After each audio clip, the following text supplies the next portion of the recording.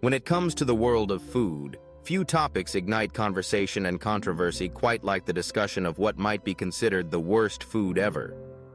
Taste, after all, is deeply personal. What's a detested dish to one person may be a beloved comfort food to another.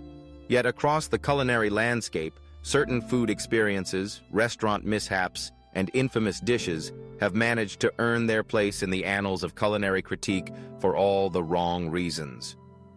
Today, we explore the idea of the worst food ever, the dishes that have disappointed, the meals that have gone awry, and the recent events that have left diners and critics alike reaching for something, anything else. To begin, let's consider what makes food truly bad. It's more than just flavor. It's about the ingredients, preparation, presentation, and, crucially, safety. Sometimes the worst food isn't just unappetizing, it's downright hazardous. One recent example comes from North Oakland, where the Allegheny County Health Department issued a consumer alert for Eat Unique, a local restaurant. In June of 2024, health inspectors discovered multiple violations, including inadequate pest management and malfunctioning refrigeration equipment. For any establishment, these sorts of issues are more than just a minor hiccup. They can spell disaster for diners and reputation alike. Imagine ordering your favorite meal only to discover it's been stored at unsafe temperatures or prepared in an environment where cleanliness isn't a priority. The result isn't just a ruined dinner, but a genuine risk to health. In such cases, even the most beautifully plated dish becomes inedible, overshadowed by concerns for safety and sanitation. But the worst food ever isn't always about foodborne illness or failed inspections. Sometimes it's about expectation and disappointment.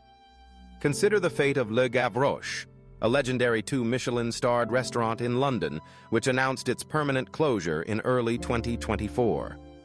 The owner cited the growing difficulty of maintaining profitability, especially with rising food costs and the relentless demands of daily kitchen operations. For decades, Le Gavroche represented the pinnacle of fine dining. Yet even such a storied establishment wasn't immune to the pressures facing modern restaurants. When a place renowned for excellence closes its doors, diners are left with a sense of loss, a reminder that even the best can stumble.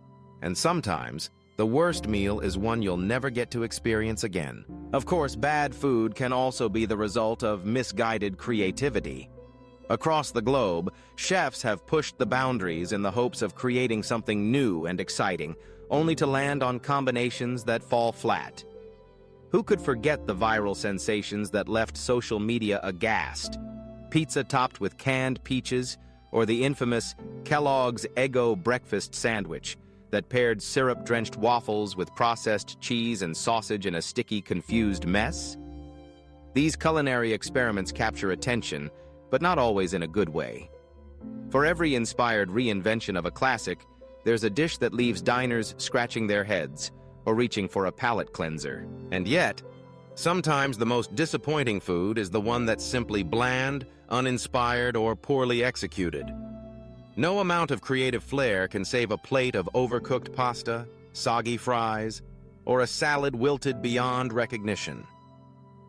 The worst meals are often those that feel careless, when a chef, kitchen, or restaurant loses sight of the fundamentals in pursuit of speed or profit.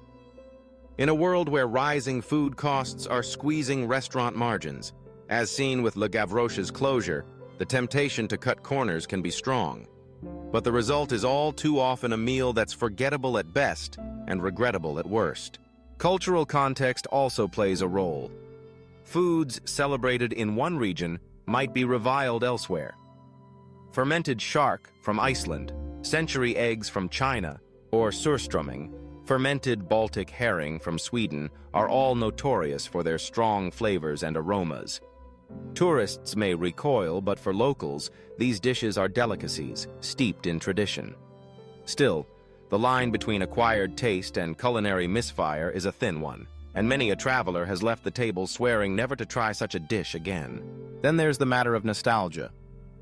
Many people have a worst food ever story rooted in childhood, a memory of being forced to eat overcooked Brussels sprouts, lumpy oatmeal, or a dubious casserole at the family dinner table. These experiences shape our tastes and, often, our aversions. But they also speak to the power of food to evoke emotion, whether positive or negative. In recent years, there's been a renewed focus on returning to the roots of traditional, wholesome cuisine. Take, for example, the resurgence of Cretan cuisine on the Greek island of Crete. Restaurants like Pescesi in Heraklion are leading a movement to reintroduce the Cretan diet, known for its high consumption of fruits, vegetables, legumes, cereals, and olive oil.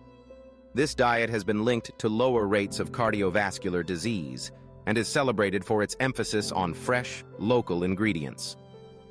Pescesi, with its farm-to-table approach, stands as a counterpoint to the worst food experiences, reminding us that the best meals are often those that are simplest and most honest.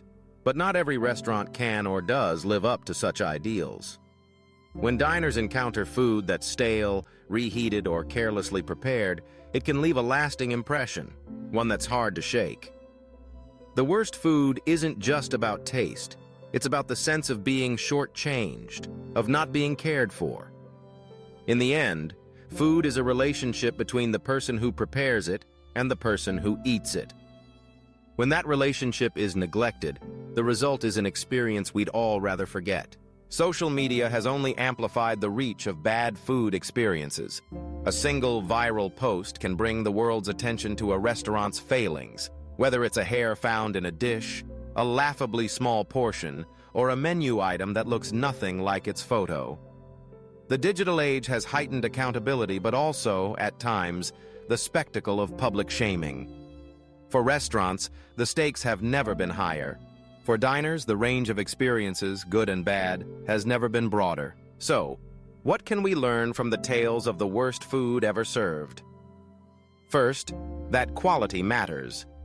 Whether in a Michelin-starred dining room or a modest neighborhood cafe, attention to detail, freshness of ingredients, and respect for the customer are non-negotiable. Second, that food safety is paramount.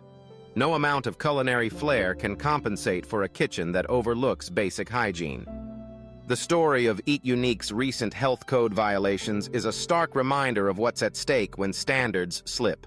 Finally, the search for the worst food ever is, in some ways, a celebration of the best. By shining a light on what goes wrong, we come to appreciate what goes right, the meals that nourish, delight, and bring people together. For every cautionary tale, there's a story of redemption, of chefs and restaurants recommitting to excellence.